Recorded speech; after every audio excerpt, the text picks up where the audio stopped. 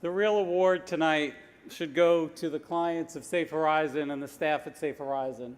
The work they do is heroic.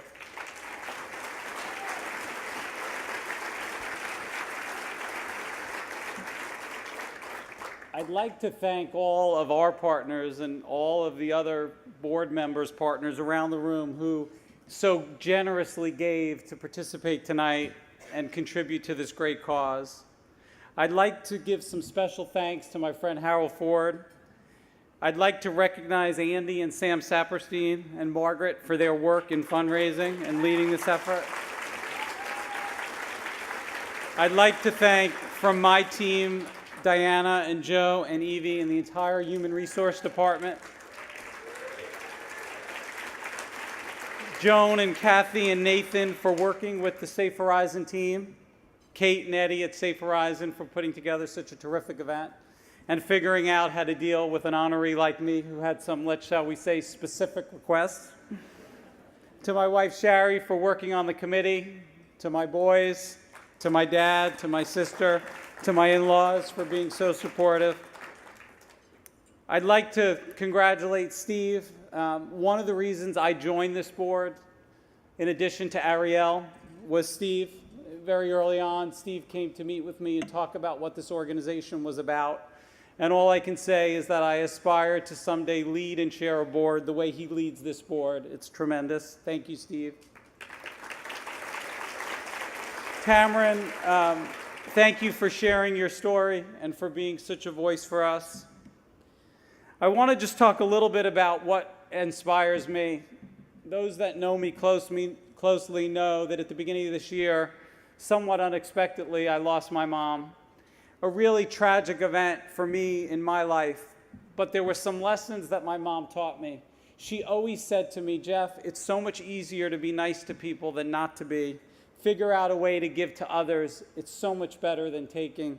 And she truly has been an inspiration in my work with Safe Horizon.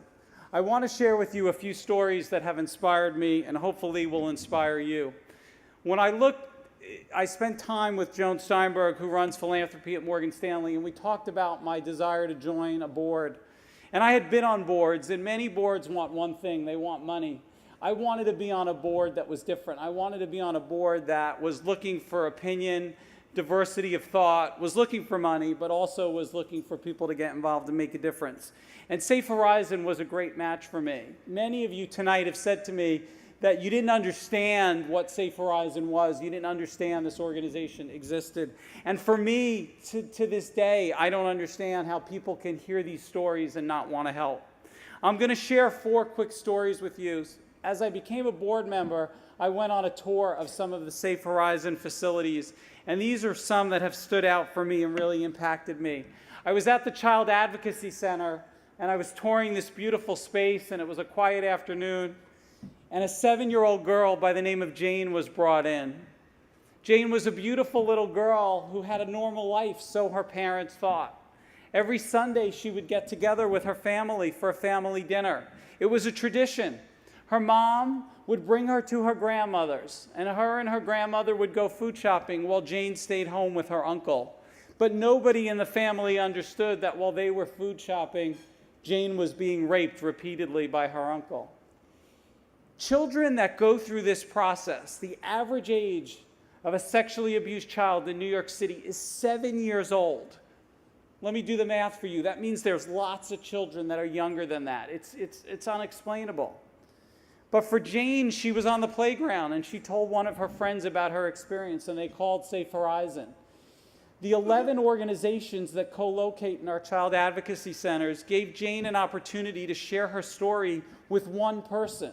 Before the child advocacy centers existed, by the time these children got through telling their story to 11 different people, they got tired. The story changed. They didn't have the strength and they didn't have the courage to make sure that the people they were telling the story to understood. On the same day, 2 young men, Seth and William, came in. Seth was 10, William was 12. Great young men, very active in New York City, very active in athletics. Their parents thought, what a great idea. Instead of getting a traditional nanny, we're going to hire someone that would be interested in sports with them. So they hired a young man who was very active and involved in sports. What they didn't know was their nanny was raping both their boys. The 10-year-old was angry. He felt violated and felt disrespected and wanted it to stop. The 12-year-old was confused. He didn't understand how someone who loved him and someone he loved could cause this harm to him. And through the help of Safe Horizon, this family is a family again. One evening, I took my leadership team. We were going out to dinner, I think to celebrate my 25th anniversary at Morgan Stanley. Talk about the tale of two cities that don't mix. And on the way to dinner, we decided to go to the homeless youth shelter. And we got there at about 4:30, and something really strange was going on. The shelter was closing. The shelter was closing at 5 o'clock because we really only have funding to open that shelter from noon to 5 every day. So these teenagers, these children that are the same age as my children, come there at noon, and they get a nice hot shower, and they get a nice meal, and they get someone to care about them. But at 5 o'clock, when we were going out for dinner, they were going out into the streets of New York and the subways to find out where they were going to sleep that night. That's just not right. For me, one of the most moving stories was at a recent board meeting. One of the workers at Safe Horizon told the story of Elizabeth. Elizabeth was a normal young child who wound up in the foster care system. She went from home to home, and in each of the homes she was in, she was abused and beaten. When she turned 18, she met a great guy. He was controlling, but for her, controlling was love, and it wasn't physical abuse, and she wasn't being beaten every single day. She fell in love, they got married, and she got pregnant. And what happened when she got pregnant? He started to beat her. She didn't know how to deal with that beating, and all she could do was pray every single day that when the baby was born, the beating would stop. The baby was born. The beatings did not stop. In fact, one day, Elizabeth was standing there holding the baby, and not only did her husband hit her, but he turned to the baby and he took the baby's arm and he broke it. These stories that I share with you are not make-believe, nor are they made up. When I went to the Child Advocacy Center, I had an opportunity to go downstairs to the police precinct that's co-located. And a coworker and a colleague of mine for years, a man by the name of Kevin, who takes such offense to this kind of behavior, we sat there and we looked at these detectives and we said, how do you do your jobs? How do you come to work every single day and have these people that violate children in such an awful way in your presence and not just choke them? And the answer was simple. If we respond that way, then these people won't get arrested and they won't get put away.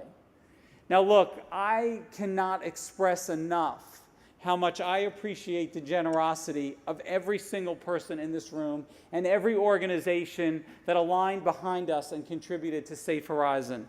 But it's not enough. You know, I sit on a board at a major university and a business school, and I was called to a fundraising event, and I was at table number 3. And I knew that was a problem, because I knew the lower the table number, the more the donation that was expected. And a very prominent New York businessman got up, and he started the campaign with a $200 million donation. And then his CEO got up, and he donated $5 million. That's when I went to the restroom. But I stood there in disbelief that these people could give so much money to such a fine academic institution, and we at Safe Horizon work so hard for every dollar to change the lives of these people. Did you see the bravery of that video, of the way she came up here, of the way that she's a reverend now? She took her life through the help of Safe Horizon, and she makes a difference every single day in the lives of so many others. Please, if you do one thing before you leave here tonight, and I'll talk about 2 things. The first thing is, I'm a dessert guy. I promise you the dessert's awesome. So if you have an extra 10 minutes, stick around because you will enjoy it. But please, we've posted the number to text. Whatever you've given, whatever you think you want to give, think about doubling it. You will make an unbelievable difference in the life of so many. Again, with the deepest gratitude, thank you to all of you, and have a great night. Thank you.